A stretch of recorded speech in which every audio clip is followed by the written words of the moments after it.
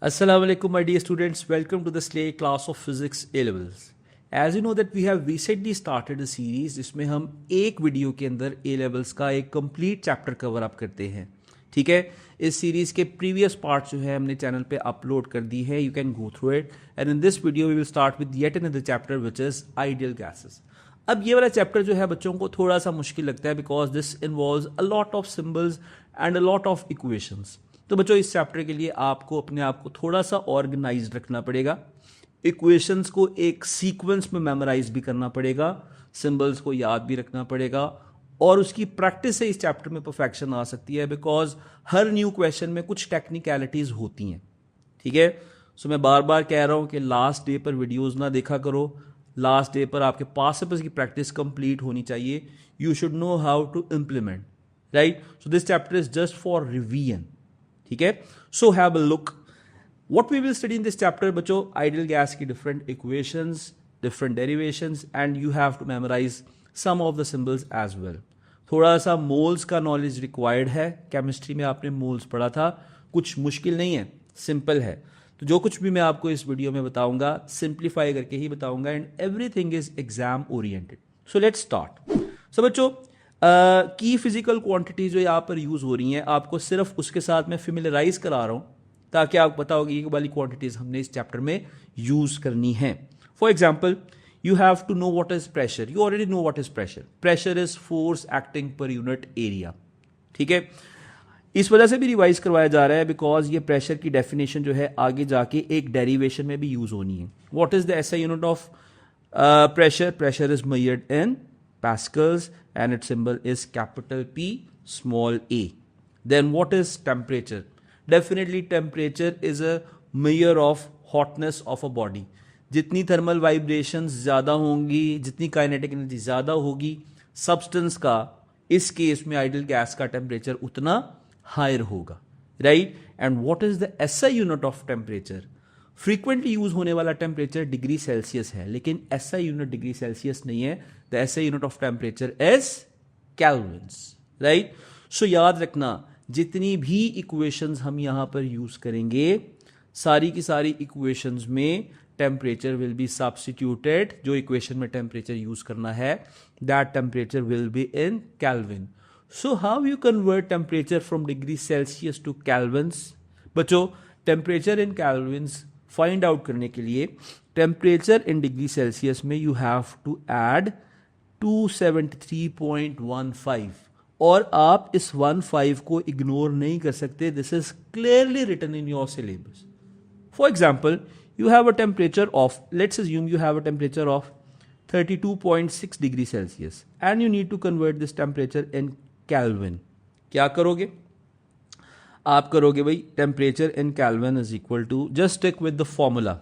You will write 32.6 plus 273.15. Work out this value on your calculators. So this will be 32.6 plus 273.15. The answer is 305.75. 305.75 Kelvin. अब आपने final answer कितने decimal places में देना है? देखो जो आपके पास गिवन टेम्परेचर है वो 1 डेसिमल प्लेस में है ना, डिग्री सेल्सियस में, तो आप फाइनल आंसर भी 1 डेसिमल प्लेस में लिखो. So you can right 305.8 Kelvin. Question is in 1 decimal place, your final answer is also in 1 decimal place, right. So आपने इस माइनर इक्वेशन को मेमोराइज करना है. ये इक्वेशन डाटा में गिवन नहीं है. Then what is volume? You simply know that volume is the space occupied by an object. इस केस में ऑब्जेक्ट क्या होगा? डेफिनेटली इस केस में object will be ideal gas, right. अच्छा, the SI unit of volume is metre cube. तो बच्चों जहां पर भी आप वॉल्यूम को सेंटीमीटर क्यूब में देखोगे generally you have to convert this in meter cube because the SI unit of temperature is meter cube, and you can do it by multiplying the value in centimeter cube by 10 raised to power minus 6, right. For example you have 2000 centimeter cube of volume. अगर आपने इसको metre cube में convert करना है you will write 2000 multiply by 10 raised to power minus 6 and this is equal to 2000 multiply by 10 raised to power minus 6. The answer is 2 into 10 raised power minus 3 meter cube. 2 multiplied by 10 raised power minus 3 meter cube. Right? Then what is mass? Mass is the amount of substance occupied by an object. Right? The SI unit of mass is kg. Grams भी unit है, but SI unit is kg. But there is one formula जिसमें mass in grams use होता है, and that is the formula of number of moles. Right?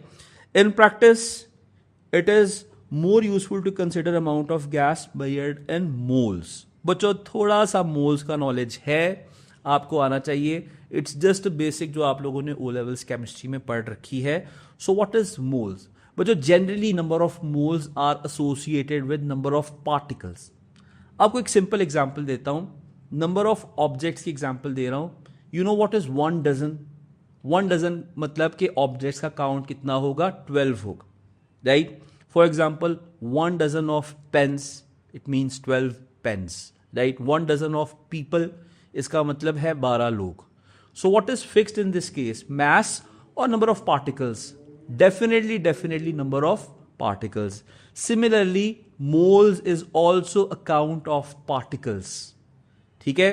Mass जो है वो number of moles के साथ associated नहीं है, because lighter gas या lighter atoms के number of moles में भी उतने ही particles होंगे जितने heavier atoms के केस में होंगे. So what is number of moles? अगर आप इसकी definition को पढ़ोगे, so it is amount of substance containing number of particles equal to number of carbon atoms present in 12 grams of carbon 12 isotope. अच्छा, definition मुश्किल लग रही है, दूसरी definition याद रख लो. Amount of substance that contain number of particles equal to Avogadro constant. इसका मतलब ये है कि आइडियल गैस के केस में इतनी गैस कि उसके number of particles Avogadro constant के इक्वल हो जाएं. Right? So what is Avogadro constant? Number of particles present in 1 mole of substance, and its value is 6.02 into 10 raised to power 23 particles per mole. Right? So you have to know that number of moles are represented by a symbol N and its SI unit is mole. ठीक है? जब हमने A1 पढ़ा था, A1 में हमने देखा था कि फर्स्ट चैप्टर में हमने 7 SI बेस क्वांटिटीज लिखी थी. This mole was one of the base quantity, amount of substance, right? So number of moles is equal to mass in grams divided by nucleon number. Nucleon number, right? अच्छा बच्चों, एक चीज मुझे जरा clearly differentiate करना. For example, आपके पास एक question आ जाता है जिसमें आपके पास ऑक्सीजन एटम आ जाता है, ठीक है, और आपके पास ऑक्सीजन मॉलिक्यूल आ जाता है. ऑक्सीजन मॉलिक्यूल आ जाता है, ठीक है. याद रखना, ऑक्सीजन एटम एक सेपरेट एटम है, इसमें nucleon number will be considered as 16, but oxygen molecule has 2 atoms. ठीक है, सो इसका nucleon number will be considered as 32. Similarly, अगर आप ये देखना चाहो कि ऑक्सीजन एटम के कितने मास होगा, 1 mole of oxygen atoms will be 16 grams, but 1 mole of oxygen gas will be 32 grams. ठीक है, because this is knowledge of chemistry, इससे रिलेटेड जो इंफॉर्मेशन होगी वो क्वेश्चन में गिवन होगी. इसका मतलब ये है कि you have to read the question very carefully. Okay, let's move on. Each mole of substance contain number of particles equal to Avogadro constant. और अब हम देखेंगे what is Avogadro constant. but जो Avogadro constant is number of particles equal to the number of carbon 12 atoms present in 12 grams of carbon 12 isotope. So once again आप इसको याद रख लो कि इसकी वैल्यू जो है, its value is 6.02 into 10 raised power 23 particles per mole. Yes, you have to memorize the symbol. The symbol is Na. याद रखना, यहां पर N से कुछ और symbols भी start हो रहे हैं. You know that small n is used to represent number of moles. ठीक है, small n is number of moles, or you call it amount of substance.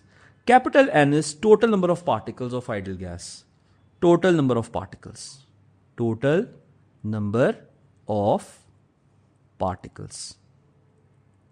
Total number of particles, right? Okay, इसका मतलब ये है हर mole of substance में fixed number of particles present है and that number of particles is equal to Avogadro constant, और इसकी value आपको डाटा में भी गिवन मिलेगी.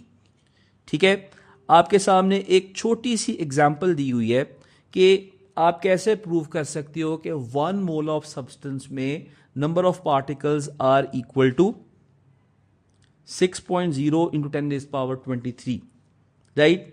सो यूनिफाइड एटॉमिक मास यूनिट की वैल्यू आपको डाटा में भी गिवन होती है. Basically it's a mass of 1 binded nucleon. ठीक है, एक प्रोटॉन और एक न्यूट्रॉन के मास के बराबर बराबर ये mass. It's value is given as 1.66 into 10 raised power minus 27 kg, right. Carbon 12 का मतलब ये है कि इसका MR और इसका nucleon number is 12. So what will be the mass of 1 atom और 1 न्यूक्लियस. देखो, हम इलेक्ट्रॉन के मास को कंसिडर करें या ना करें कोई इतना सिग्निफिकेंट डिफरेंस नहीं पड़ेगा, because as compare to the size of nucleus electrons का मास जो है उसको आप निग्लेक्ट भी कर सकते, कोई खास डिफरेंस नहीं पड़ेगा. 3rd या 4th डेसिमल प्लेस पे जाकर डिफरेंस पड़ेगा, विच इज इनसिग्निफिकेंट, राइट.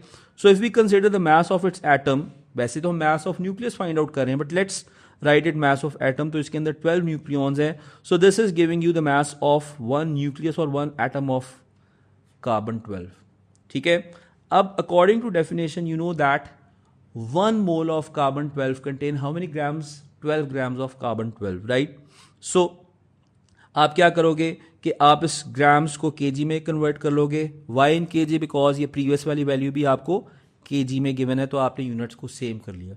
यहां पर आप यूनिटरी मेथड अप्लाई करो कि total mass divided by mass of single atom, that will give you the total number of particles, right. So total mass is 0.012 kg and mass of 1 atom is 1.99 into 10 raised power minus 26 kg, and this is giving you the total number of atoms, which is roughly 6.02 into 10 raised power 23 atoms. So each mole of substance contain this fixed number of particles. इसका मतलब ये है कि number of moles जो हैं वो मास के साथ एसोसिएटेड नहीं है, they are associated with the number of particles. ठीक है, जितने पार्टिकल्स होंगे that will decide what is number of moles. इसका मतलब ये है 1 मोल ऑफ सब्सटेंस में there are fix number of particle which is called Avogadro constant and its value is 6.02 into 10 raised power 23 particles per mole, and this value is given in the data as well, right. Now formally come on the equations जो यहां पर आपके लिए useful हैं. इन equations और in laws के नाम तो आपको याद नहीं होने चाहिए. स्पेसिफिकली बॉयल्स लॉ एग्जाम में नहीं आएगा, स्पेसिफिकली चार्ल्स लॉ या प्रेशर लॉ आपके एग्जाम में नहीं आएगा. So what is important is what is the relationship between pressure and volume. जब आप गैस को स्क्वीज कर रहे हो, प्रेशर इंक्रीज कर रहे हो और गैस का वॉल्यूम रिड्यूस हो जाएगा. ठीक है, और आप इसको अदर वे अराउंड भी देख सकते हो कि जितना कम वॉल्यूम होगा, जितनी कॉम्पैक्ट गैस होगी, उसका प्रेशर उतना ही ज्यादा होगा. So you know that pressure is inversely proportional to volume. इसका ग्राफ स्केच करने को आ सकता है. So if you sketch a graph, the quantity along y axis is pressure and the quantity along x axis is volume. What will be the graph? If two quantities are inversely proportional, graph is always like this, right? So you know that pressure is inversely proportional to volume. Now come to Charles' law. Charles' law is a relationship between volume and temperature where mass and pressure is kept constant.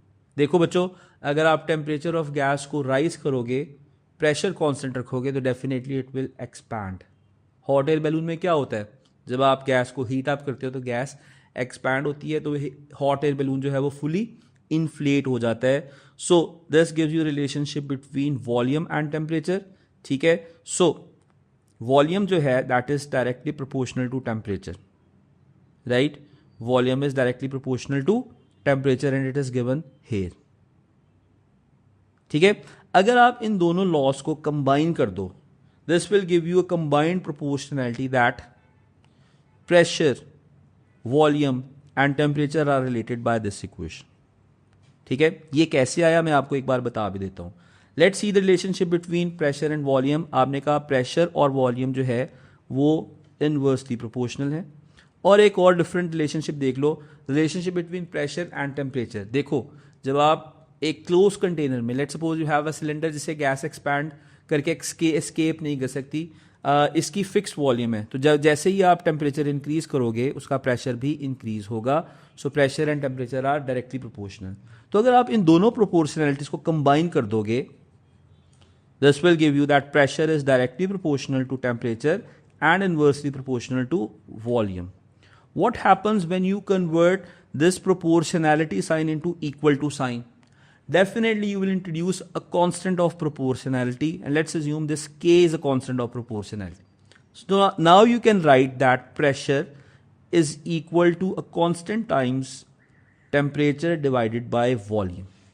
आप जरा इस K को subject of the formula बना लो. This K is equal to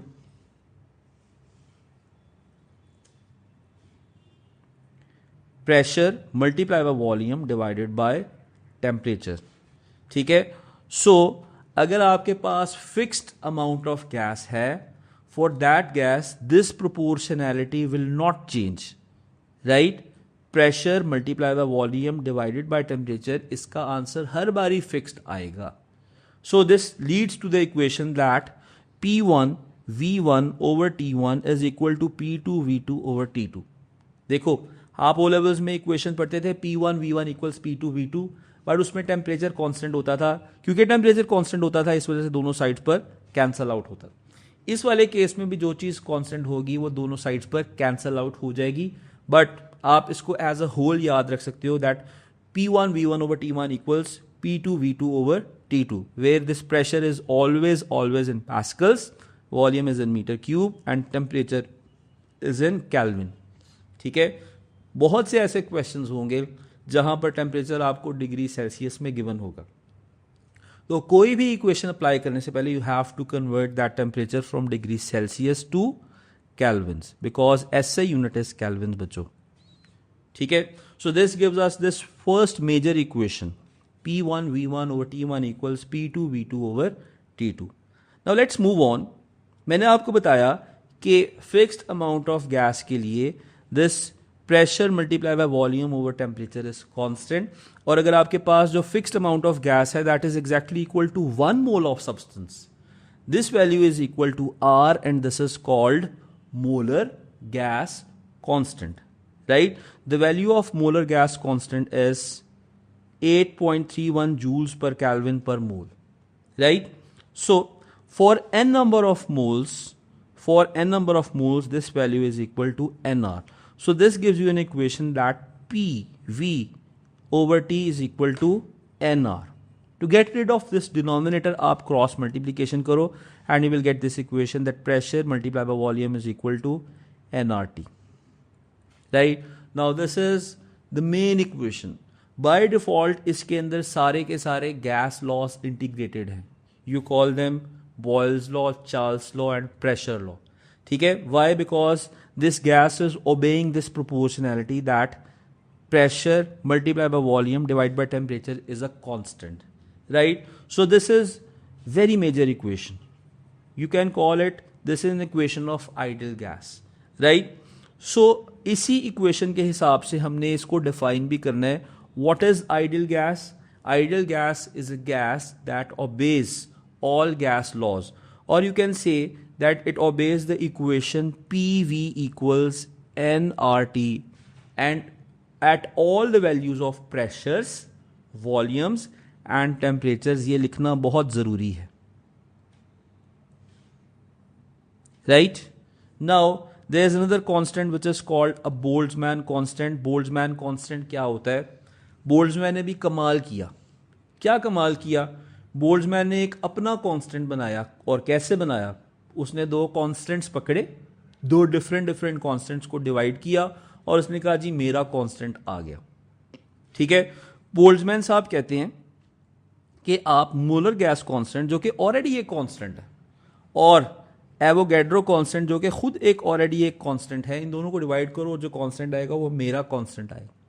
ठीक है, ये story telling आपको सिर्फ इस वजह से की जा रही है ताकि चीजें आपके दिमाग में रह जाएं, right. So Boltzmann constant is equal to molar gas constant, ठीक है, you know its value 8.31, data में भी वैल्यू गिवन है, divided by Avogadro constant which is number of particles present in 1 mole of substance, its value है 6.02 into 10⁻23, right. और ये वाली value जो है आपके सिलेबस में जो आपके डाटा शीट है उसमें ये वाली वैल्यू भी गिवन है। तो बच्चों आपने याद क्या करना है, आपने ये याद रखना है कि आप इन सारे डाटा को, सारी इंफॉर्मेशन को कैसे अपने दिमाग में ऑर्गेनाइज रख सकते हो और कैसे इसको अप्लाई करना है। लास्ट मोमेंट पे ये वीडियो आप नहीं देख रहे हो, इस वीडियो को आप पहले देख रहे हो एग्जाम से और उसके बाद पास पास की प्रैक्टिस कर रहे हो, then you are going to exams, right. So the value of molar gas constant is 8.31 and the value of Avogadro constant is 6.02 10⁻23। आप कैलकुलेटर से इस वैल्यू को वर्कआउट करो। The value of Boltzmann constant is 1.38 into 10⁻23 joules per kelvin, right. इसका मतलब ये है if Boltzmann constant is equal to molar gas constant which is represented by symbol R divided by Avogadro constant which is represented by symbol Na, तो अगर आपने इसको subject और the formula बना लिया, R will be equal to KNA, R is equal to KNA where K is once again Boltzmann constant and NA is Avogadro constant, ठीक है। अब बाय डिफॉल्ट इस इक्वेशन में इन तीनों वेरिएबल्स की वैल्यू भी फिक्स्ड है। R is 8.31, K Boltzmann constant is 1.38 into 10⁻23 and Avogadro constant is 6.02 times 10⁻23। अगर आप इन वैल्यूज़ को याद कर लें, ये याद कैसे होती हैं, जब आप फ्रीक्वेंटली क्वेश्चंस करते हैं तो ये वैल्यूज़ याद हो जाती हैं।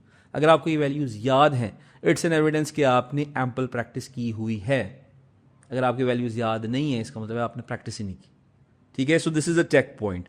Okay, previously you had this equation PV equals nRT, right.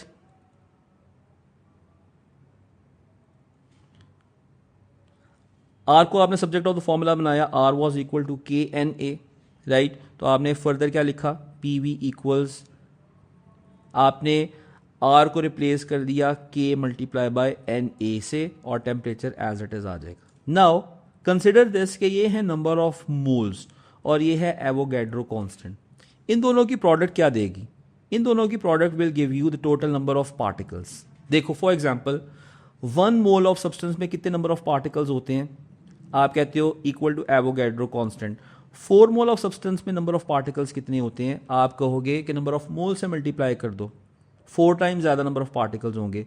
So this gives you an equation that total number of particles equal to number of moles multiply by Avogadro constant, ठीक है।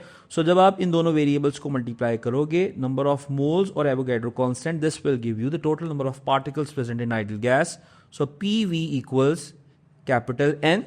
Now this capital N is total number of particles, KT, where P is pressure in pascals, V is volume in meter cube. Now this N is total number of particles, K is Boltzmann constant and T is temperature, once again temperature in SI unit which is Kelvin, right?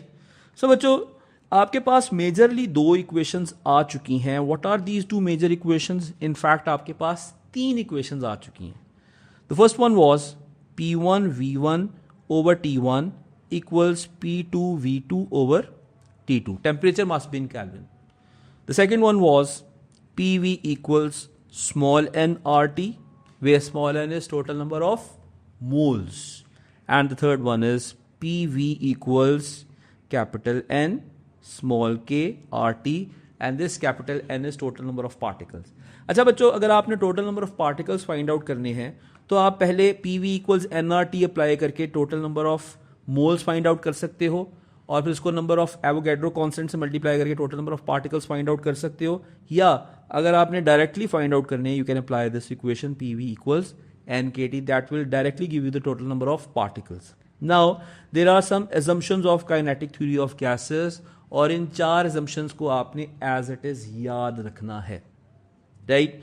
The first one is all the particles of gas are in continuous random motion.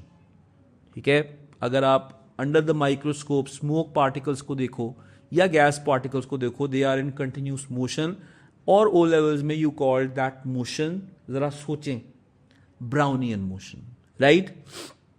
Particles of ideal gas behave as perfectly identical elastic hard space. Identical का मतलब ये है कि through out सबका mass same है. Elastic का मतलब ये है कि उनकी आपस में जो कोलेजन हो रही हैं, दोज कोलेजन्स आर इलास्टिक कोलेजन्स. और इलास्टिक कोलेजन में कौन सी एनर्जी कंजर्व रहती है? Kinetic energy of the particles is conserved. ठीक है, आगे जाके आपको पता चलेगा kinetic energy of the particles is directly proportional to their temperature. तो याद रखना कि during the collision kinetic energy conserved है तो टेम्परेचर भी चेंज नहीं होगा. Hard, what is hard collision? Hard collision वो वाली कोलेजन होगी जिसमें time of collision is negligible. देखो, सॉफ्ट बॉल जब ग्राउंड पर हिट करती है, अगर आप उसको स्लो मोशन में देखो तो वो डीफॉर्म होती है, उसके बाद ओरिजिनल शेप रीगेन करती है और फिर राइज करती है. तो टाइम ऑफ कोलेजन जो होता है वो काफी सिग्निफिकेंट होता है. हार्ड कोलेजन का मतलब ये है कि time of collision is negligible, very small, right. Third point देखें, volume of gas is negligible as compare to the volume of its container. इसका मतलब ये है बच्चों कि अगर आपके पास आइडियल गैस है और उसमें आपके पास पार्टिकल्स ऑफ आइडियल गैस हैं, तो अगर आप इनको एज अ स्फीयर कंसिडर करते हुए इनका वॉल्यूम फाइंड आउट करो और कंटेनर का वॉल्यूम फाइंड आउट करो, there will be a significant difference. The volume of gas molecules will be as small as negligible as compare to the volume of its container. And the last point is there are no forces of attraction और repulsion between the molecules of ideal gas. ये particles एक दूसरे से immune है, ना attract करते हैं ना रिपेल करते हैं, बिकॉज वन रीजन इज इनके दरमियान डिस्टेंस ही बहुत ज्यादा large, their mean separation is large, right. So अगर पार्टिकल्स में अट्रैक्टिव और रिपल्सिव फोर्सेस नहीं होती, हम कहते हैं कि इन पार्टिकल्स की पोटेंशियल एनर्जी भी जीरो है. देखो, potential energy of molecules is associated with force of attraction और रिपल्शन बिटवीन द मॉलिक्यूल्स. तो अगर फोर्सेस ही नहीं है, जैसा कि हमने ग्रेविटेशन वाले चैप्टर में भी तो पढ़ा ना, कहां पर फोर्सेस जीरो थी? इन्फिनिटी पे ग्रेविटेशनल फोर्स जीरो थी, तो potential energy of particles was also zero at infinity. तो यहां पर फोर्सेस जीरो हैं, तो पार्टिकल से एसोसिएटेड पोटेंशियल एनर्जी की वैल्यू भी जीरो आएगी. क्यों आएगी? इंटरनल एनर्जी वाले चैप्टर में कंप्लीट डिटेल आएगी, right. But for now you have to memorize that the potential energy is not associated with the molecules of ideal gas. ये सिर्फ और सिर्फ आइडियल गैस के लिए ही है. इसकी कंप्लीट डिस्कशन इंटरनल एनर्जी वाले चैप्टर में आ रही है, राइट. मीनवाइल आपने ये वाली वीडियो वॉच करनी है, इंटरनल एनर्जी की वीडियो भी अपलोड हो गई होगी. तो जब भी आप ये वीडियो देख रहे हो, आप इसका सिग्निफिकेंटली नेक्स्ट पार्ट जो है इंटरनल से रिलेटेड वाला पार्ट भी देख सकते हो. So it's written here that it means that potential energy is not associated with molecules of ideal gas, so the total energy is random kinetic energies only. ये किस context में कह रहा है बच्चों? ये it is in the context of the definition of internal energy. जब internal energy की आप वीडियो देखोगे, उसमें internal energy को डिफाइन किया है as its sum of random kinetic and potential energies. वो क्या होती हैं ये उसके कॉन्टेक्स्ट में बताया गया है. So basically internal energy is represented by symbol U. It's a sum of random kinetic and potential energies. अगर आप पोटेंशियल एनर्जीज को जीरो कर रहे हो तो इंटरनल एनर्जी सिर्फ किस एनर्जी के इक्वल है? काइनेटिक एनर्जी ऑफ मॉलिक्यूल्स की, राइट.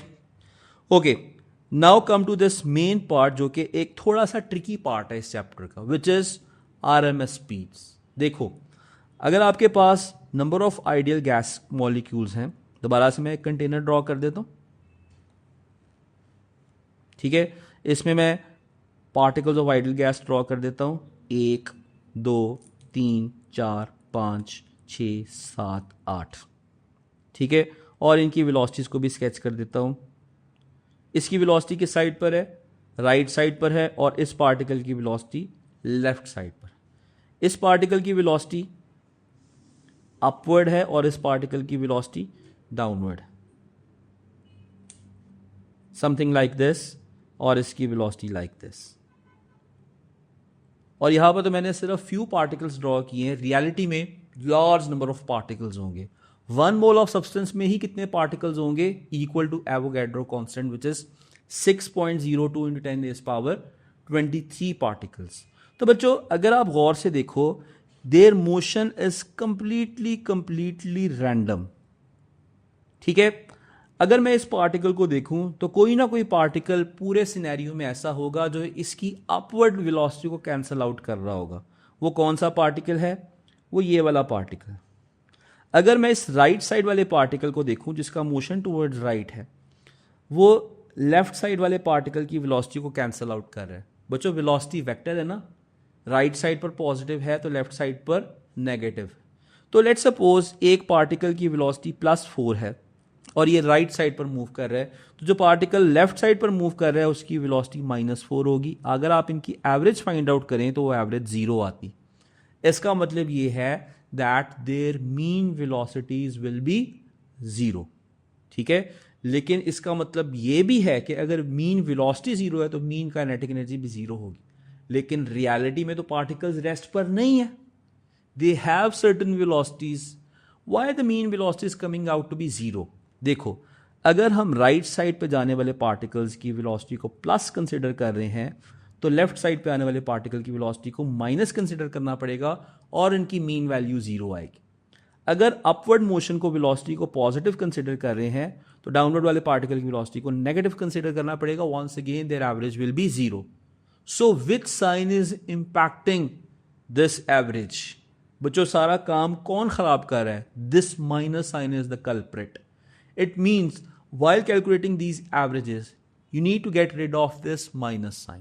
देखो यहां पर भी एक डायग्राम बनी हुई है और इस डायग्राम में इट्स रिटन के जो वेलोसिटी, जो राइट साइड वाली वेलोसिटी जो कि पॉजिटिव कंसिडर कर रही है, ये लेफ्ट साइड वाली वेलोसिटी को समहाउ कैंसल आउट कर रही है, राइट?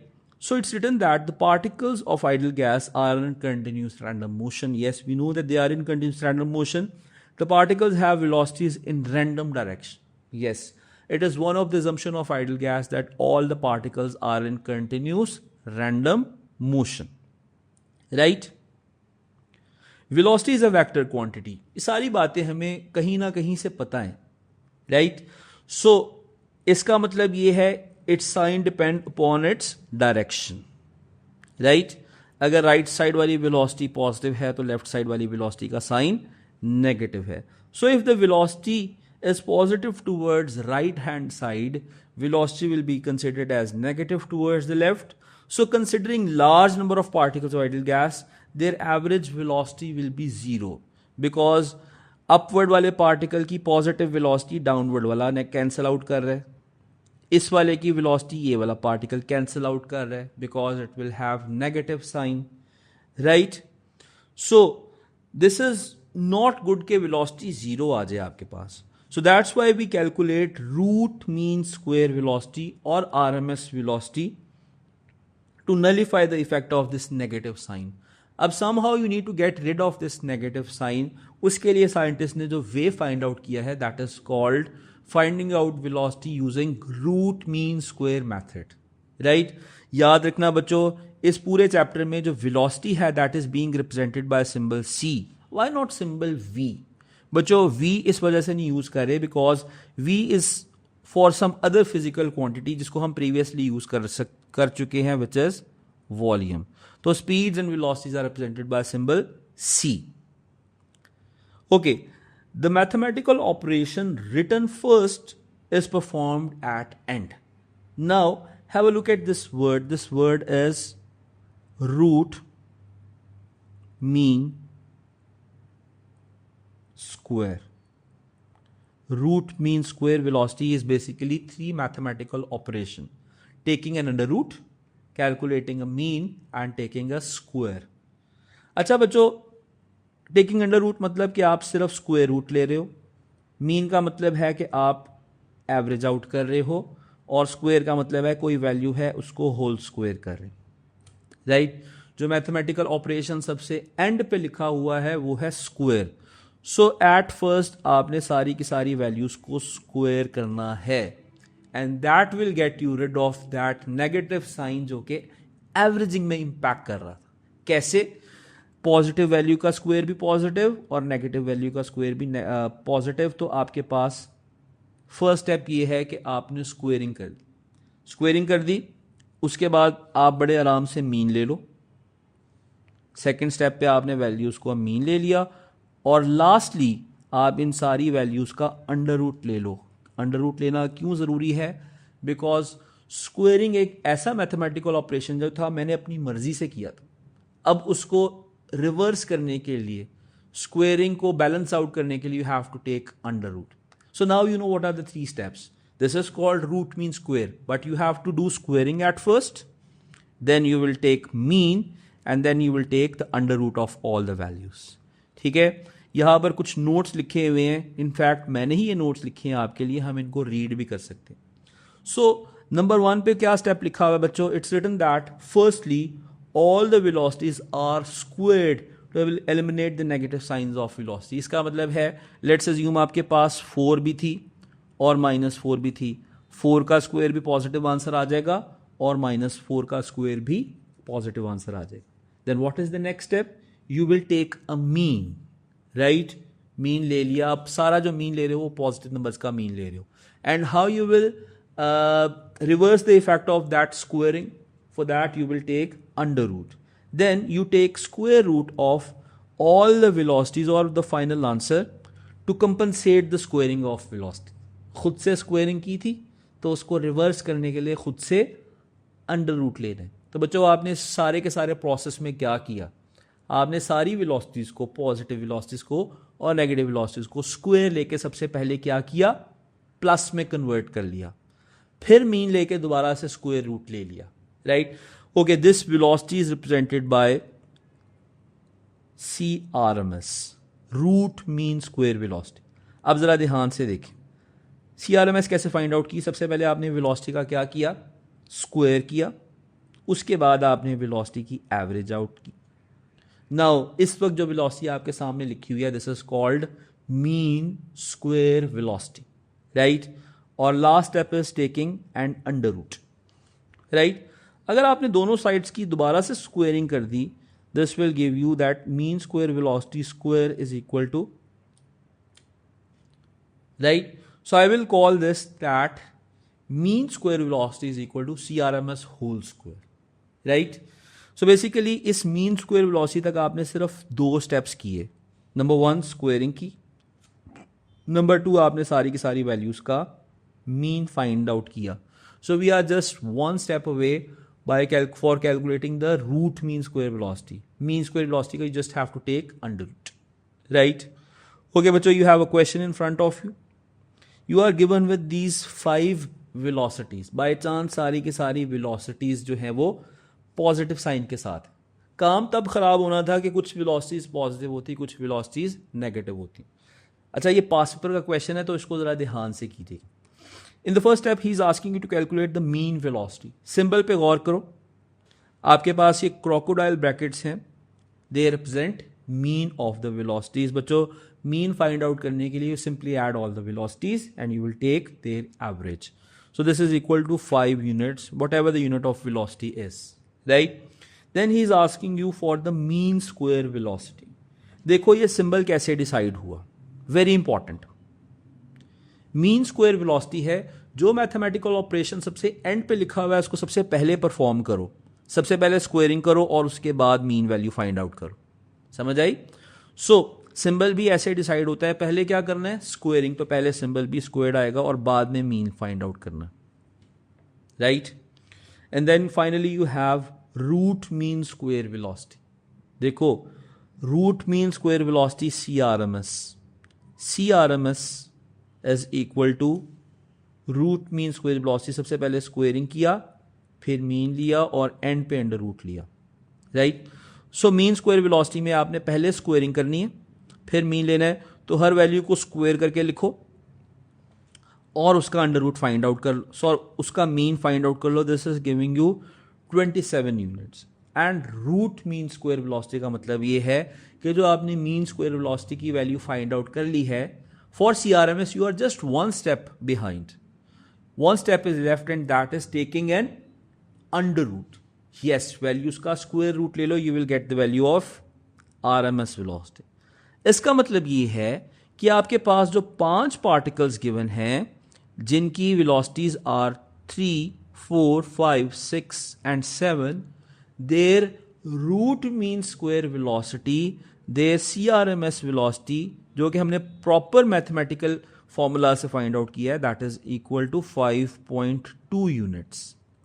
ठीक है, and that makes very much sense that is somewhere between 3 and 7, right. So this is how you calculate mean square velocity and root mean square velocity. देखो, अभी मैंने आपको बार बार बताया that CRMS is equal to mean square velocity का under root. ठीक है, so that value of velocity is 5.2 units. Note that root mean square velocity is square root of mean square velocity. अब तो इतनी बारी कर लिया, अब आपसे क्वेश्चंस भी हो जाने चाहिए.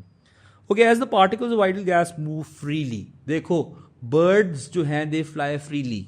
एयर में जो एयर के मॉलिक्यूल होते हैं दे आर मूविंग फ्रीली. इसका मतलब ये है they are moving along 3 dimensions. देखो, this pen is moving in 3 dimension, left, right, forwards, backwards, upwards and downwards, right? So this is moving along x-axis, this is moving along y-axis which is the second dimension, and this z-axis is the third dimension. इसका मतलब ये है कि जो भी object space में freely move कर रहा होता है उसकी वेलोसिटीज के कितने कंपोनेंट्स होते हैं बच्चों? उसकी वेलोसिटी के 3 कंपोनेंट्स होते हैं, along x-axis, along y-axis and along z-axis. Along x-axis, horizontal axis, along y-axis, vertical axis, and along z-axis. This pen is coming from the screen and popping towards your nose. This imaginary axis, this 3D axis is called z-axis, right? So there's a particle which has overall velocity which is represented here by symbol C. So C is a resultant velocity and it has how many components? It has 3 components, along x-axis, along y-axis and along z-axis. इस diagram में आपके सामने मैंने तीनों के तीनों axis draw कर दिए हैं. x-axis, horizontal axis, y-axis, vertical axis and z-axis. This is the one which is popping out towards your nose. ठीक है, अगर ये पेन स्क्रीन से बाहर आ गया तो आपके फेस पर आकर हिट कर सकता है, जो कि हिट नहीं करेगा. जस्ट समझाने के लिए बता रहा हूं. सो देखो, ये वाला कंपोनेंट ऑफ वेलोसिटी किस एक्सिस के पैरेलल है? एक्स एक्सिस के पैरेलल. ये वाला कंपोनेंट ऑफ वेलोसिटी किस एक्सिस के पैरेलल है? वाई एक्सिस के पैरेलल है. एंड जी एक्सिस के पैरेलल कंपोनेंट ये वाला है. So this is Z component which is along the 3D axis. ठीक है, which is inside and outside the plane of page. So this velocity has 3 components. Out of these components, how you will find out the resultant velocity? But जो resultant velocity find out करने के लिए आप Pythagoras theorem apply करोगे. जैसा कि 2 dimensions के ऊपर Pythagoras theorem अप्लाई होता है along x axis and along y axis, आप इसको extend कर सकते हो over the third axis which is the z axis. So overall velocity c square is equal to cx square, cy square plus cz square, where cx, cy and cz are the components of velocity along the 3 axes respectively. ठीक है, तो अगर आप दोनों sides का under root ले लोगे तो आपके पास रिजल्टेंट वेलोसिटी आ जाएगी. Now we have to move towards the toughest equation of this chapter. In fact इस इक्वेशन की सिलेबस में डेरिवेशन भी है. You have to understand this derivation very carefully, right? Okay, the equation is PV equals 1 over 3 nm times mean square velocity. In this equation, this P is pressure of gas, V is volume of gas, 1 over 3 is a constant, capital N is total number of particles of ideal gas, M is mass of single particle of ideal gas, and what do you call this C square with these brackets, this is called, अभी पढ़ा है, this is called mean square velocity. क्या ये equation आपको data में given होती है? Yes, yet आपको इसकी डेरिवेशन फ्रीक्वेंटली आ जाती है। तो बच्चों ये जो डायग्राम आपके सामने बनी हुई है डेरिवेशन को सपोर्ट करने के लिए बनी हुई है, तो इस डायग्राम को सबसे पहले अंडरस्टैंड करो। आपने एक ऐसा कंटेनर कंसिडर किया है जो कि exactly cubical in shape. So this is a cube, what is the volume of cube? बच्चों volume of this cube is equal to length cube, volume of this cube is equal to length cube, right. So आपने 3 axes define कर दिए, X axis, Y axis and this 3D axis is called Z axis, ठीक है। ये वाली shaded wall का area क्या होगा? Because this is square in shape, area is equal to length square, right. आपने देखा होगा कि मैंने इस वाले को डिफरेंट कलर से शेड किया है because this wall, this ABCD side is very important for us. Why this is important? Because जो मॉलिक्यूल आके इसको पंच करेगा, इसके साथ आकर हिट करेगा, इस पे फोर्स एक्सर्ट करेगा, हेंस इस पर प्रेशर भी एक्सर्ट करेगा, और आपके पास जो फाइनल रिजल्ट है उसमें प्रेशर है, right. So each and every step is very important. देखो, एक सैंपल ऑफ गैस में there are large number of particles, कभी भी एक पार्टिकल नहीं होता। For example, even you have 1 mole of gas, which is very small amount of gas, that contains 6.02 into 10 to the power 23 particles, large number of particles. Even जिस room में आप बैठे हो यहाँ पर बहुत ज़्यादा एयर होती है, वो कैलकुलेट भी कर सकते हैं, मे बी आपके पास hundreds of moles of gas एक रूम में प्रेजेंट होती है। इसका मतलब है there are trillions and trillions of particles of ideal gas or gas present in that room. But for now, we are considering a single particle of ideal gas. So number of particles initially is equal to 1. हम एक particle consider कर रहे हैं and its mass is small m. m is mass of single molecule of ideal gas. ठीक है, इसकी velocities will be along 3 axes. इसका x component भी होगा, y component भी होगा, z component भी होगा, but initially we are considering its component of velocity only along a single axis, which is the x-axis, right? So its mass is m and its component along x-axis is cx. What will be the momentum of this particle? Momentum is product of mass, which is m, and velocity component, which is cx. So its momentum along x-axis is mcx. बच्चों आप मुझे ये बताइए कि according to assumptions of ideal gases इसकी collision कैसी होगी? All the particles are perfectly identical elastic spheres, which means कि इसकी वॉल के साथ कोलेजन होगी इलास्टिक कोलेजन। इसका मतलब ये है कि इसकी वेलोसिटी रिड्यूस नहीं होगी because it will conserve its kinetic energy. So once it rebounds from this boundary, from this wall, this wall, I am talking about this wall, जब this rebound होगा तो इसकी velocity will be minus cx, right? So momentum is mcx as the molecule hits the side ABCD. जब ये इस वाली wall को hit करेगा और rebounds करेगा, the change in momentum will be final momentum minus initial momentum. Final momentum is minus mcx. Why? Because it is towards left, minus the initial momentum which is plus mcx. Why? Because it is towards right. Momentum is a vector quantity. Right side पर plus होगा, left side पर minus होगा.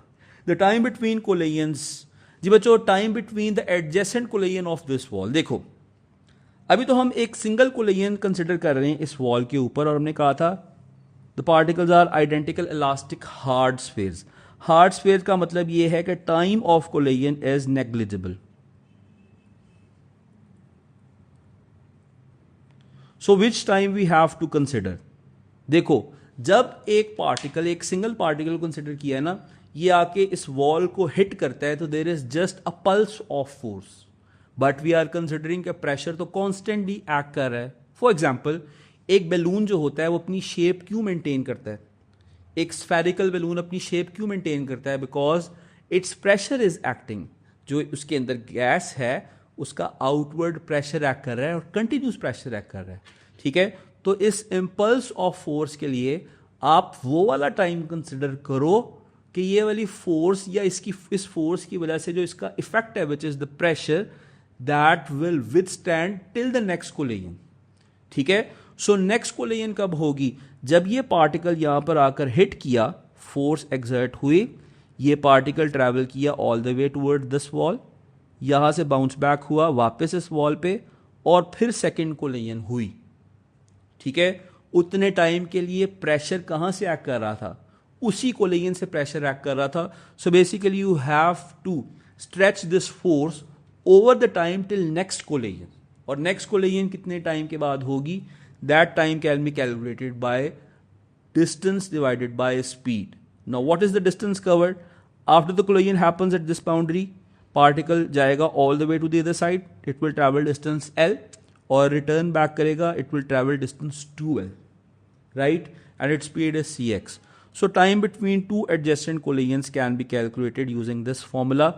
Distance over speed, distance is 2l, speed is cx, right? So the time is coming out to be 2l over cx. So the magnitude of change in momentum is 2m cx, and the time between two adjacent collisions is 2l over cx. This can help us to find out the expression for force. According to the definition of force, force is equal to rate of change of momentum. इसको आपने ओ levels में भी पढ़ा, A levels में भी पढ़ा, A1 में इसकी डेफिनेशन भी आपने लिखी।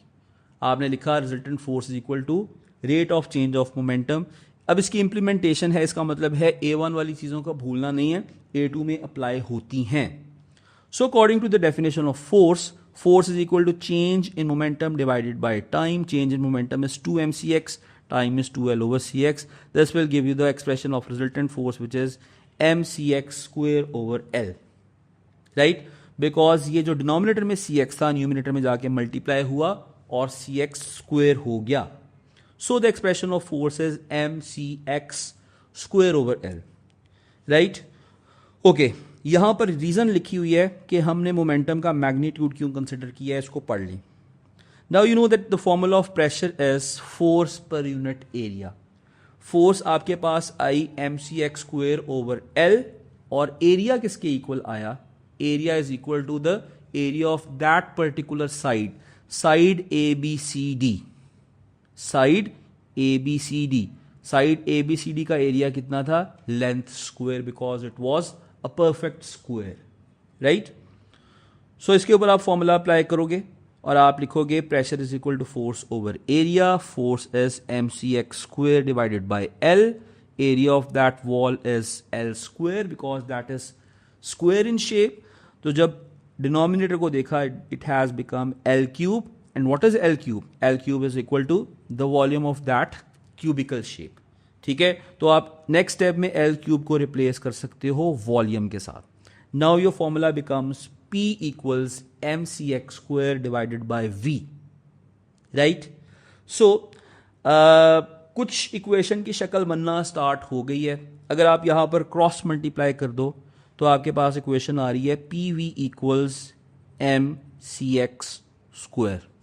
याद रखें कि ये जो है, हम अभी तक सिंगल पार्टिकल को कंसिडर कर रहे हैं और उसकी वेलोसिटी को कंसिडर कर रहे हैं only and only along x axis. अब हमने इस इक्वेशन को एक्सटेंड करना है for the large number of particles, जितने भी हो सकते हैं, राइट? और हमने एक्स को रिप्लेस करना है ओवरऑल वेलोसिटी के साथ. So for the large number of particles, for n number of particles in container, each having different velocity and each contributes to pressure, we can write the average values. बच्चों देखो, single particle की velocity तो mean velocity होगी, but large number of particles के लिए you always consider there mean square velocities. Example देता हूं, जब आपने डाइस रोल किया और डाइस में किसी नंबर के आने की प्रोबेबिलिटी होती है 1/6 और आपके पास 4 आ गया, इसका मतलब यह है कि हर बारी 4 नहीं आएगा. नेक्स्ट टाइम में 4 आ भी सकता है, 4 नहीं भी आ सकता. उसके आने की प्रोबेबिलिटी कितनी है? 1/6. सो इसका मतलब यह है that if you consider the randomness, सारे के सारे पार्टिकल्स की वेलोसिटी एक्स एक्सिस के लॉन्ग नहीं होगी, ना वाई एक्सिस के लॉन्ग होगी, ना जी एक्सिस के लॉन्ग होगी. किसी की वेलोसिटी एक्स के लॉन्ग ज्यादा है, किसी के y के लॉन्ग ज़्यादा है, किसी के z के लॉन्ग ज़्यादा है, because this is complete randomness, right. So here we will replace velocity by mean square velocity. आप कहोगे that P V equals N M times mean square velocity this time, but still this mean square velocity is along x axis. देखो what is the overall velocity. Previously हमने इसी video में देखा that overall velocity can be found using Pythagoras theorem applied along all three components. Mean square velocity is equal to velocity square is equal to velocity square along x-axis plus velocity squared along y-axis plus velocity squared along z-axis. But for large number of particles किसी एक axis की बात नहीं मानी जाएगी, ठीक है. You will replace the velocities by mean square velocity. So mean square velocities is equal to mean square velocity along x-axis plus mean square velocity along y-axis plus mean square velocity along z-axis. Now this is getting a bit hectic, तो आप इसको लिख के practice करो, right? So due to randomness all of these components are equal. मैंने आपको बताया किसी का x component ज़्यादा है, किसी पार्टिकल का y ज़्यादा है, किसी का z ज़्यादा है. ऑन एवरेज इनकी वैल्यूज ऑन एवरेज सेम ही आएंगी. Due to randomness all of these components are equal because number of particles बहुत ज़्यादा है ना, एवरेज से कांस्टेंट वैल्यू ही आ जाएगी. सो इसका मतलब ये है कि ये तीनों components are equal. सो आप ये कह सकते हो कि mean square velocity along x axis जो है वो mean square velocity along y axis and that is the mean square velocity along z axis. तो इसका मतलब ये है एक्स कॉम्पोनेंट ही सबको रिप्रेजेंट करने के लिए काफ़ी है. So mean square velocity is equal to 3 times mean square velocity along x-axis. Out of this equation, make this mean square velocity along x-axis subject of the formula. You get mean square velocity, overall mean square velocity divided by 3. Previously आपके पास ये equation आई थी, ठीक है. What was the equation? PV equals nm times mean square velocity along x-axis, right? तो अब आप इसको रिप्लेस कर दोगे overall mean square velocity divided by 3 से. Upon rearranging you get this equation PV equals 1 over 3 nm times mean square velocity. अब देखने में ये शायद आपको मुश्किल डेरिवेशन लिख रही होगी, मुश्किल नहीं है, ये लेंथी डेरिवेशन है और आपसे वो पार्शियल डेरिवेशन पूछता है, या तो फर्स्ट पार्ट या तो सेकंड पार्ट ऑफ डेरिवेशन पूछता है. जब आप पास वापस करेंगे तो आपकी प्रैक्टिस हो जाएगी, ठीक है. कीप इन माइंड कि जो फाइनल इक्वेशन है ये आपको डाटा में गिवन मिलेगी और इस इक्वेशन को मैं चुड़ैल इक्वेशन कहता हूं बिकॉज ये एग्जाम में अपना भेस बदल के आती है, राइट. तो ये अपनी शक्ल कैसे चेंज करती है बच्चों. जो आपके पास गिवन इक्वेशन है मैं आपको बताता हूं वो किस फॉर्म में गिवन है. जो गिवन इक्वेशन आपको डाटा में मिलती है वो इस तरह से है that pressure is equal to 1/3 nm divided by velocity v times mean square velocity, ठीक है. क्या किया है उसने, सिर्फ वॉल्यूम को इस साइड पर लाकर डिनोमिनेटर में लिख दिया. What is the reason. इस फॉर्म में इक्वेशन क्यों गिवन है, इस फॉर्म में इक्वेशन क्यों नहीं गिवन बच्चों. सिर्फ इस वजह से that this m is mass of single molecule of ideal gas, capital N is total number of particles. So जरा दिमाग पे जोर डालो और सोचो कि सिंगल मॉलिक्यूल के मास को टोटल नंबर ऑफ पार्टिकल से मल्टीप्लाई कर दोगे तो आपके पास क्या आएगा. You will get total number of particles multiply by mass of single molecules. Example देता हूँ, लिफ्ट में 10 लोग हैं और हर एक का एवरेज मास 70 kg है, तो टोटल लिफ्ट में कितना मास ऑफ पर्सन है, आप कहोगे 10 multiply by 70 which is equal to 700 kg. So ये भी टोटल मास ऑफ गैस ही, राइट. सो न्यूमिनेटर में क्या है, total mass of ideal gas. Denominator में क्या है, टोटल वॉल्यूम ऑफ गैस या volume occupied by gas. So total mass divided by total volume can be replaced by volume of gas. So this can be written as pressure is equal to 1/3. what is the symbol for density, rho times mean square velocity.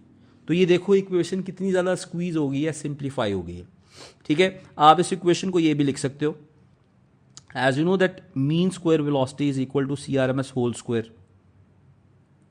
तो आप ये भी लिख सकते हो PV equals 1/3 nm times CRMS whole square. तो बच्चों ज़्यादा परेशानी की बात नहीं है कि इक्वेशन आपको याद हुई है या नहीं हुई. परेशानी की बात हमेशा यही रहेगी कि आपने पास पेपर से इसको लर्न कर लिया है कि किस तरह से ये इक्वेशंस कहाँ पर अप्लाई होती हैं. जब आप 10 क्वेश्चंस कर लेंगे 11th वाले क्वेश्चन में आपको कोई डिफिकल्टी नहीं होगी, right? So the equation is this PV equals 1 over 3 nmc square, where P is pressure in pascals, V is volume in meter cube, N is total number of molecules, M is mass of single molecules, this time in kg, right? C square is mean square speed और mean square velocity. इन सारे के सारे formulas को आपने as it is याद रखना है, because कुछ क्वेश्चंस ऐसे भी आते हैं जिसमें वो कहते हैं कि बस ये बता दो कि सी स्क्वायर किस चीज़ का सिंबल है. Just for 1 mark you have to write mean square velocity या मीन स्क्वायर स्पीड भी लिख दो. ओके जी बच्चों, आपके पास इसी इक्वेशन के डिफरेंट फॉर्म्स हैं. मैंने आपको बताया C square mean square velocity can be replaced by C R M S square, so this is one of the form. एक फॉर्म मैंने आपको बता दी कि N M is total mass of gas and V is total volume of gas. So total mass of gas divide by total volume of gas can be replaced by total density, right? So equation different forms में appear होती हैं. जो different forms की practice करेगा exam में उसी का answer ठीक होगा, जो रटा लगाएगा उसका आंसर ठीक नहीं होगा. तो ऐसा ही होता है, आपको प्रैक्टिस ही करनी है बच्चों. So moving on, there is one more derivation, और ये derivation is the most frequent derivation of this chapter. Disclaimer दे रहा हूं कि अगर आपके पास इस चैप्टर की डेरिवेशन आएगी 90% ऑफ द टाइम यही वाली डेरिवेशन आएगी. 90% ऑफ द टाइम आपके पास यही वाली डेरिवेशन आएगी. याद रखो कि आपको प्रीवियसली जो इक्वेशंस पता है, जो इंपॉर्टेंट आइडियल गैस की इक्वेशंस हैं, दोज इंक्लूड, दोबारा से रिपीट करवा देता हूं, P1 V1 over T1 is equal to P2 V2 over T2. This is one equation. PV equals nRT, where small n is number of moles. PV equals capital N, small k T, where capital N is total number of particles of ideal gas and small k is Boltzmann constant. Its value is 1.38 into 10 raised power minus 23. Yes. And this equation that we have just derived is PV equals 1 over 3 times nm times mean square velocity. ठीक है? So now we are going to derive an expression for the mean kinetic energy of molecule of single particle of ideal gas. एक particle की mean kinetic energy कितनी होती है, इसके लिए हम ये दो लास्ट वाली इक्वेशंस यूज करते हैं बच्चों. Have a look at this equation. PV equals NKT and PV equals 1 over 3 NMC square. Right? So PV equals NKT आ गई, PV equals 1 over 3 NMC square आ गई. इन दोनों इक्वेशंस की कौन सी साइड्स आइडेंटिकल है? लेफ्ट हैंड साइड्स या right hand sides? Yes, there left hand sides are identical. इधर भी PV है और इधर भी PV है. Because their left hand sides are identical, you can always compare their right hand sides. तो आप बच्चों इस राइट हैंड साइड को इस राइट हैंड साइड के साथ कंपेयर करो and you can write it as 1 over 3 nm times mean square velocity is equal to NKT. What is common at both sides? Total number of particles. ठीक है, total number of particles cancel out हो जाएंगे. You are left with MC square is equal to 3 over 2 KT. Now this M is giving complete sense of mass. This C square is giving complete sense of V square. तो आपके पास MV square आ गया. MV square is equal to 3 KT. What is missing to make it an expression of kinetic energy? What is the formula of kinetic energy? The general formula of kinetic energy is half MV square. So you will replace it by half. आपको यहाँ पर 1/2 से multiply करना है, लेकिन एक side पर नहीं करना, दोनों साइड्स पर करना पड़ेगा. Now this looks like a complete expression of kinetic energy. So kinetic energy जो आपके पास आ गई है वो आ गई है 1 over 2 m times mean square velocity is equal to 3 over 2 KT. So mean kinetic energy of single molecule of ideal gas is equal to 3 over 2 KT, where 3 over 2 is constant, K is also constant. So you can clearly see that कि अगर ये सारी चीज constant है, mean kinetic energy of single molecule of ideal gas is directly proportional to its thermodynamic temperature, and that is temperature in Kelvin. हम बचपन से सुनते आ रहे हैं, नर्सरी क्लास में हमें पढ़ाया गया था कि जब टेम्परेचर राइज होता है तो एनर्जी भी राइज हो जाती है, या जब एनर्जी राइज होती है तो टेम्परेचर भी राइज हुआ जाता है. तो जब एनर्जी ज़्यादा होगी, this equation is an evidence कि जब एनर्जी ज़्यादा होगी तो टेम्परेचर भी ज़्यादा होगा. बॉइलिंग में या मेल्टिंग में काइनेटिक एनर्जी क्यों चेंज नहीं होती? बिकॉज टेम्परेचर चेंज नहीं हो रहा होता, right? Kinetic energy is proportional to temperature. ठीक है. So it's once again told us that 3/2 is constant. Mean kinetic energy is proportional to the absolute temperature. Absolute temperature is temperature in Kelvin. बार बार बता रहा हूं, अगर temperature कहीं पर भी degree Celsius में देखो उसको केल्विन्स में कन्वर्ट कर दो. Here you have a simple question from past papers that for 1 mole of ideal gas show that increase in energy for the 1 Kelvin rise in temperature is equal to 3/2 R, where R is molar gas constant. ठीक है, जरा यहां पर देखो, what is the formula of mean kinetic energy. Mean kinetic energy of ideal gas is equal to 3/2 kT, right, and this is for single molecule. What will be the kinetic energy for all the molecules. बच्चों, all the molecules के लिए आप इसको number of particle से multiply कर दो. देखो 3/2 NKT लिख दो. अमाउंट ऑफ सब्सटेंस कितना है? Amount of substance is 1 mole. ठीक है, it's written in the question, it is 1 mole. How many particles are contained in 1 mole of substance? 1 mole of substance में नंबर ऑफ पार्टिकल्स होते हैं, that is equal to Avogadro constant. ठीक है, so in the next step you can replace 3/2 n को आप replace कर सकते हो एवोगैड्रो कांस्टेंट के साथ, right. Okay, you need to find out the change in kinetic energy ना. तो change in kinetic energy is equal to, now this whole thing is constant जिसको मैं शेड कर रहा हूं, right. You will write it as 3/2 Na K multiply by change in temperature, right. इसको replace करो, ये किस चीज के साथ रिप्लेसेबल है? Boltzmann constant multiply by Avogadro constant. This is equal to molar gas constant. So this is equal to 3/2 multiply by R. What is change और rise in temperature?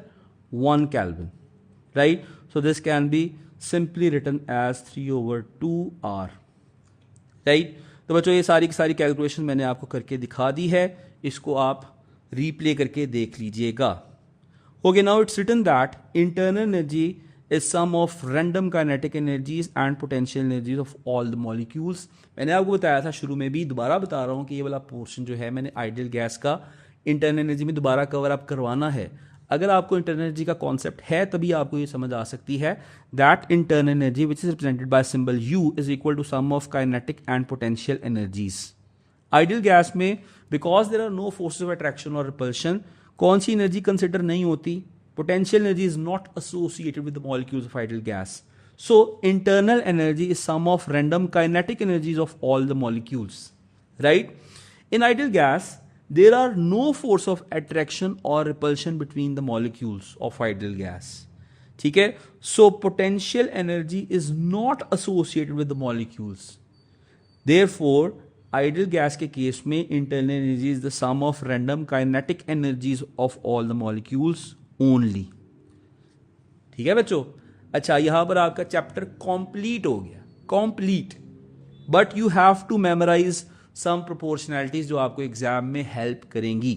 For example, you must know, जैसा कि अभी बताया आपको, mean kinetic energy of single molecule is equal to 3/2 kT. ठीक है, out of this you can fetch this information that mean kinetic energy of gas is directly proportional to temperature. What was the formula of mean kinetic energy? ये kinetic energy किसकी जगह पर लिखी थी आपने? Half m times mean square velocity की जगह लिखा था. ठीक है, तो हाफ भी constant, mass of single molecule भी कांस्टेंट, 3/2 भी कांस्टेंट, बोल्ट्जमैन कांस्टेंट भी कांस्टेंट. तो यहां से आप एक और इंफॉर्मेशन फैच कर सकते हो which is mean square velocity is directly proportional to temperature. देखो, नेक्स्ट स्टेप में आप मीन स्क्वायर वेलोसिटी को CRMS होल स्क्वायर से भी रिप्लेस कर सकते हो. So this equation can be modified as 1/2 m times CRMS whole square is equal to 3/2 kT, right. So once again, half भी कांस्टेंट, मास भी कांस्टेंट, 3/2 k भी constant. So एक और इंफॉर्मेशन फैच कर सकते हो that CRMS square is directly proportional to thermodynamic temperature. बच्चों, इन 3 प्रोपोर्शनैलिटी से आप 3 इक्वेशंस फाइंड आउट कर सकते हो जो कि आपके क्वेश्चंस में फ्रीक्वेंटली यूज होंगी. एक बना के दिखा देता हूं मैं आपको, ये वाली इक्वेशन बना के दिखा देता हूं that mean square velocity 1 at temperature 1, तो बच्चों आप इस इक्वेशन को फ्रीक्वेंटली अपने इक्वेशंस को फ्रीक्वेंटली आप यूज कर सकोगे. एक और इक्वेशन भी बना सकते हैं. नेक्स्ट स्टेप में what you can do is you can replace mean square velocity bye CRMS square. Your next equation will be CRMS 1 square divided by CRMS 2 square is equal to temperature 1 divided by temperature 2. Right, यहां पर जो भी nature of velocity है वो squared है, तो ये आपको वैल्यूज याद करने में हेल्प आउट कर सकते हैं. लेकिन आपको बेस इक्वेशंस याद होंगी. बेस इक्वेशन से आप प्रोपोर्शनैलिटीज अंडरस्टैंड कर सकते हो. जब आपके पास प्रोपोर्शनैलिटीज का नॉलेज है तो आप उससे इक्वेशंस भी फॉर्म कर सकते हो. Let's try one easy equation of ideal gas. State what is meant by ideal gas. So ideal gas is a gas that obeys an equation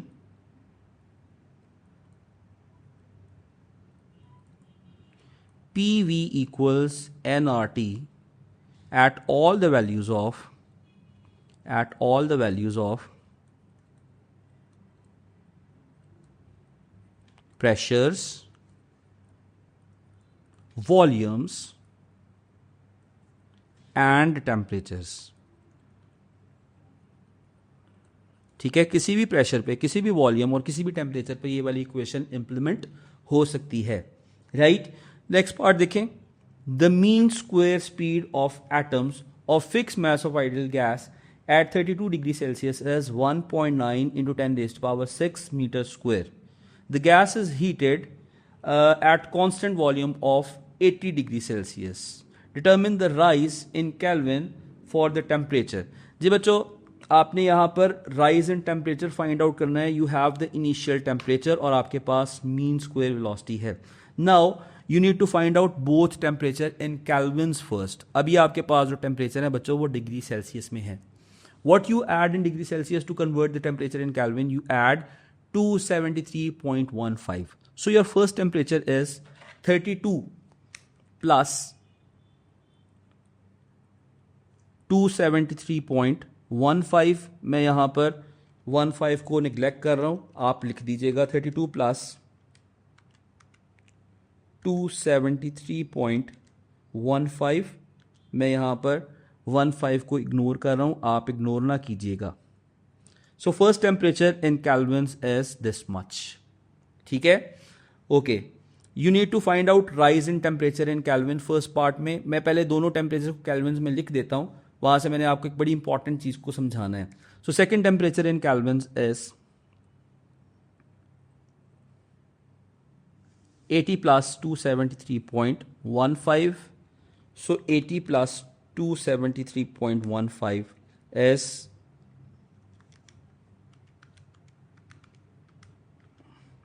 353.15. So I am writing 353 Kelvin. ठीक है. Now the important information is, जो कि मैंने अभी तक disclose नहीं की, कि जो टेम्परेचर डिफरेंस इन सेल्सियस होता है वही टेम्परेचर डिफरेंस इन कैल्विन होता है. तो यहाँ पर आप लिख सकते हो difference of temperature in kelvin is equal to 80 degree Celsius minus 32 degree Celsius.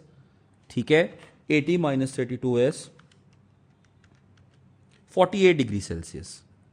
48 degree Celsius और 48 kelvin.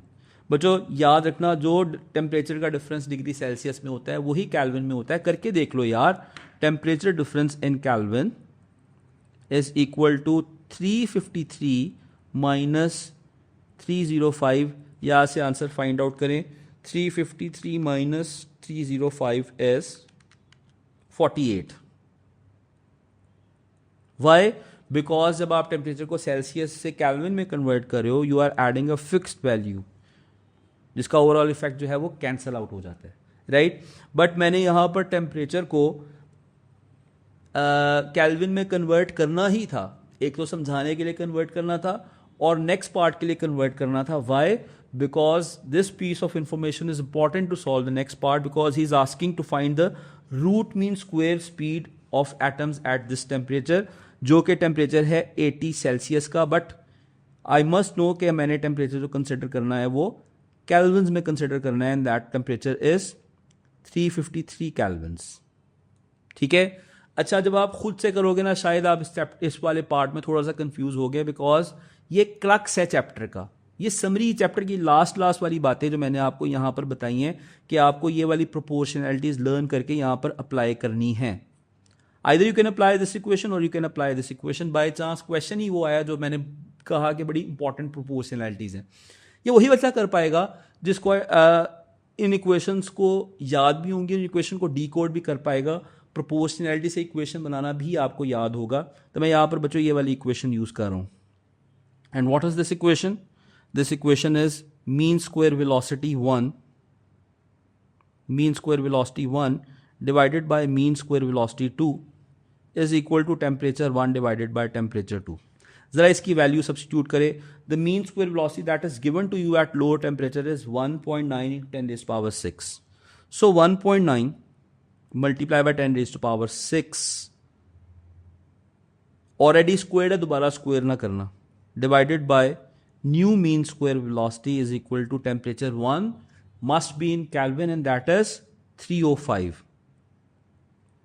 divided by temperature 2 in Kelvin, which is 353.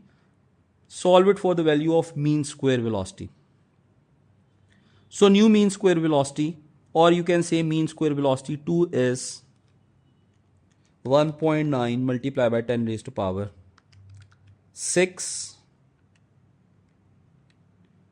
multiplied by 353 divided by 305. This value is 2.199 है, 2.2 into 10⁻⁶ meter square seconds minus 2. Now you know that CRMS is equal to under root of mean square velocity. ठीक है, under root of mean square velocity find out करें। So under root of mean square velocity is under root of 2.2 into 10⁻⁶, right? So under root of this value is 1482. आप rounded off answer लिख सकते हो, 3 significant figure में लिख दो, 1480 लिख दो। So your answer is 1480 meters per second. ठीक है बच्चों, दोबारा से रिपीट कर रहा हूं, अगर आपके पास फॉर्मूलाज की ग्रिप नहीं है, if you know the formulas, आपको शायद उसी इंस्टेंट पे ना पता चले कौन सा फॉर्मूला अप्लाई करना है। Do a lot of practice of these questions. Still you have any confusion, you can ask me, you can drop your questions in the comments, और यू कैन कॉल मी, और you can ask your teachers. ठीक है, do go through the topic thoroughly before going to the next video. एक topic पढ़ा है, उसके पास करो, उस पर ग्रिप आ जाएगी, नेक्स्ट वीडियो करो। And do stay tuned for the next video which is coming in the sequence में पूरा कोर्स अपलोड कर रहा हूँ। So do sign in with Slate classes. Thank you, see you in the next class.